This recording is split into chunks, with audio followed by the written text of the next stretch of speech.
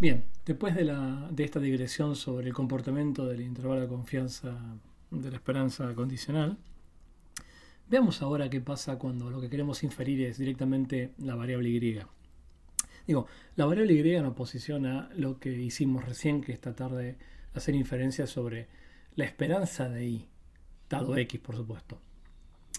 Lo que no vamos a tratar de hacer ahora no es hacer inferencias sobre la esperanza de y dado x, sino directamente sobre y. O sea, lo que vamos a tratar de hacer es hacer inferencias sobre y, que decir hacer predicción. Y recordando brevemente qué es y.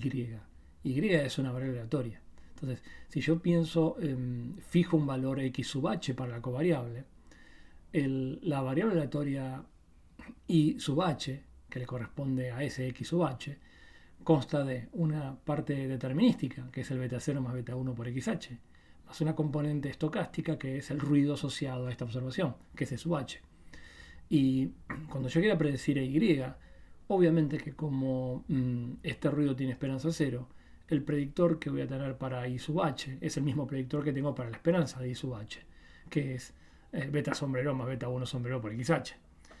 Pero, y este predictor va a tener obviamente esperanza, el valor esperado de este predictor va a ser el mismo valor que tenemos antes, que es la esperanza de I sub h con I sombrero sub h condicional xh, la esperanza, que es la esperanza de I sub h, que es beta 0 más beta 1 por xh.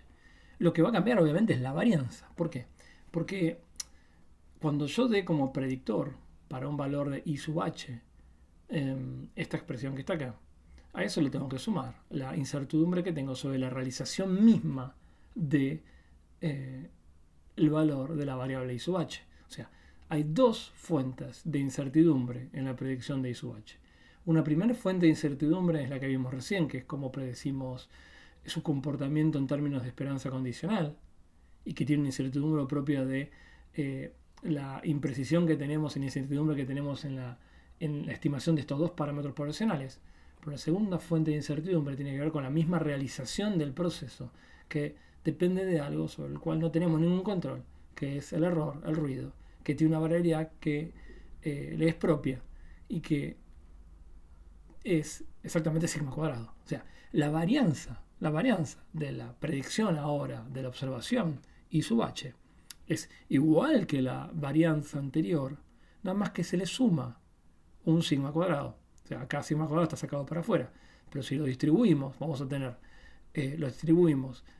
un componente que es sigma cuadrado, que depende directamente de la varianza del error. Y después vamos a tener la expresión de varianza, que es la misma que la de la esperanza condicional. Pero, y acá es lo que tenemos que hacer bastante hincapié, y vamos a pensar un segundo en la diferencia de predecir, la esperanza condicional de predecir a la variable. Entonces, en este gráfico vamos a ver de nuevo nuestro ejemplito de perímetro encefálico en función de la edad gestacional. Vamos a tener en rojo continuo tenemos la recta predicha. En rojo punteado lo que tenemos es la banda de confianza para la esperanza condicional. Y lo que tenemos en negro punteado es la banda de confianza para la predicción de la variable y, que obviamente es mucho más grande, porque tiene un término adicional, que es esta constante 1, que da cuentas de la imprecisión propia del ruido de cada observación. Y una cuestión tremendamente importante es notar que esta banda de confianza, si la pensamos un segundo dependiendo del n, vamos a ver que veamos cómo depende esta banda de confianza del n. Está clarísimo que cuando el n tiende a infinito, esta componente tiende a 0. Y esta componente, cuando el n tiende a infinito, esto también tiende a 0. Porque si bien esto no depende del n, depende del n en el sentido de x raya depende del n, pero esto claramente converge a la media poblacional de x o al valor medio de x del diseño muestral que sea. Esto es un número, va a terminar siendo un número cuando n crece.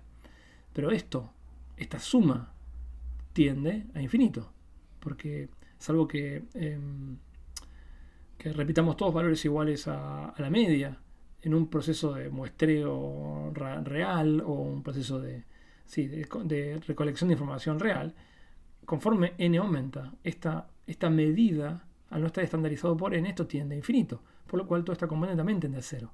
Esto quiere decir que la banda de confianza, de precisión para la esperanza condicional, tiende a cero. Mayor es la información que tengo, yo voy a poder predecir, por supuesto que si mi modelo es correcto, voy a poder predecir en forma perfecta la esperanza condicional de i. Pero ahora miremos un segundo qué pasa con esto.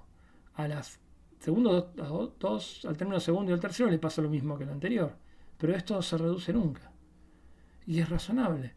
Lo mejor que yo puedo apuntar cuando hago predicción de un fenómeno, cuando trato de predecir a y, es disminuir todo lo posible el error, la imprecisión de la estimación de la esperanza condicional y quedarme exclusivamente con algo que no puedo reducir, que es el error que se llama irreductible, que es la variabilidad propia, este sigma que está acá, que es la variabilidad propia del ruido, que es lo que yo no incluyo dentro del modelo, porque en mi modelo, yo solamente estoy incluyendo, modelando la dependencia de y en función de x, y todo lo que no está metido acá dentro del modelo está quedando dentro de este término de error, que tiene una varianza intrínseca que es ese sigma cuadrado.